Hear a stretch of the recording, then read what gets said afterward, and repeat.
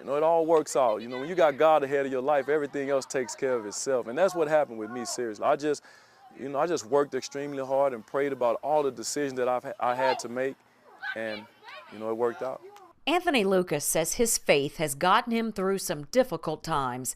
The former Green Bay Packer and Dallas Cowboy started playing football when he was just 10 years old. It's a fun sport. I mean, it's competitive. I like the team camaraderie about it, and biggest thing growing up as a kid, I always liked to catch touchdowns, and so that's one thing that, you know, I grew up watching football, watching Jerry Rice all my life, and I always wanted to catch the ball, and that's why I chose football. Lucas grew up in Louisiana, where he played basketball and baseball, but his passion was always football.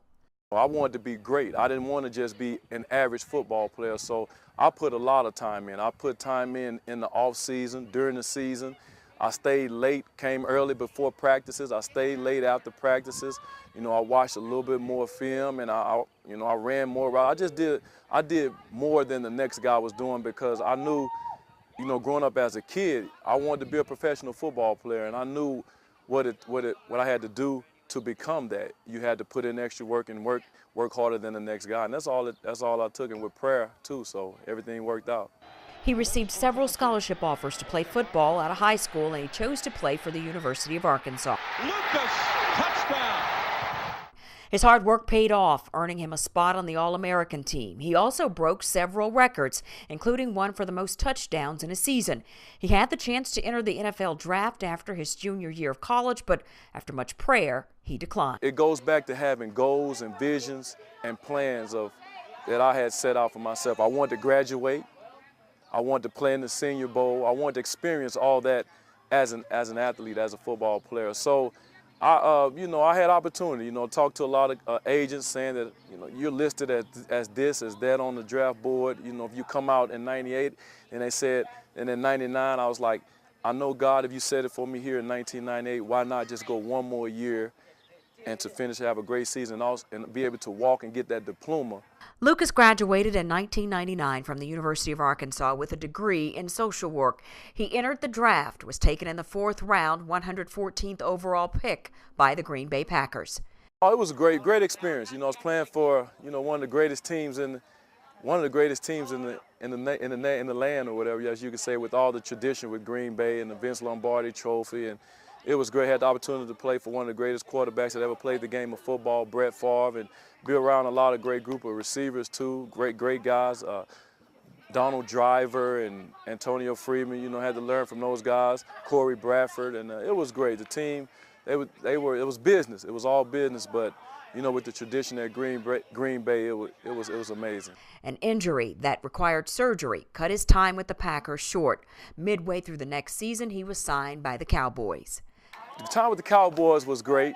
Different environment, different city than Green Bay. Had a lot of family out there.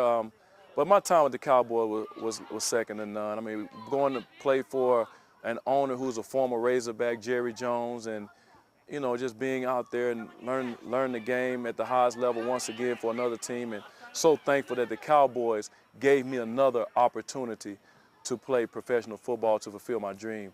But his dreams of playing pro football were shattered, along with his right knee. 14 years later, Lucas has had plenty of time to think about how those injuries changed his life for the better. I think with those injuries and those obstacles that I faced, not only with the Green Bay Packers, but with the Dallas Cowboys, it has set me up for where I am today and what I have accomplished at this point in time in my life. He's still pursuing his passion for football. He's just doing it on the sidelines as a coach for a high school football team. It has taught me a lot, how to be a man. It just taught me team, and which I knew that. I've never been a selfish guy, but I've always been passionate about football, and that's why I was led and why God brought me to coaching football now, because of everything that He instilled in me and everything that I learned as a former player to be able to coach now. And I love my job. I love it. He's able to use his faith and his experiences on the field to mentor his players. If a kid is dealing with something on the football field, whether it's off the football field, I've had that problem or something in that instance in some way, form, or fashion. So I try to relate to that kid, hey, this is what you need to do now. Now that this has happened, now let's move forward on taking these steps of getting better at this and getting better at that. And that's how I instill it in the other kids, whether it's an injury, whether it's a girlfriend problem, whether it's, you know, a coach getting on them, how to excel with being yelled at and being, you know, I just try to encourage them and keep them, you know, encourage them and keep them going and let them know, despite you going through this obstacle, pick yourself up and let's get ready to go to the next level, because you're going to face many other obstacles that's probably going to be worse than this, and you're going to be challenged, but how will you overcome them? You know, I've had 8, and that's just injuries. I've had other things that have gone on in my life throughout my college career and my NFL career. But I had to just keep going and stay motivated and stay positive and keep God first and just keep praying to Him and asking Him to lead me too. He hopes he's an example to his players, showing them that if they work hard and stay out of trouble, they can be successful in life. Because if I know that I shouldn't be smoking this, or I shouldn't be spending this or doing that, I wouldn't be doing it. You got the ability, but why you make stupid mistakes and decisions like that? It starts back, just like I mentioned earlier, about growing up as a kid.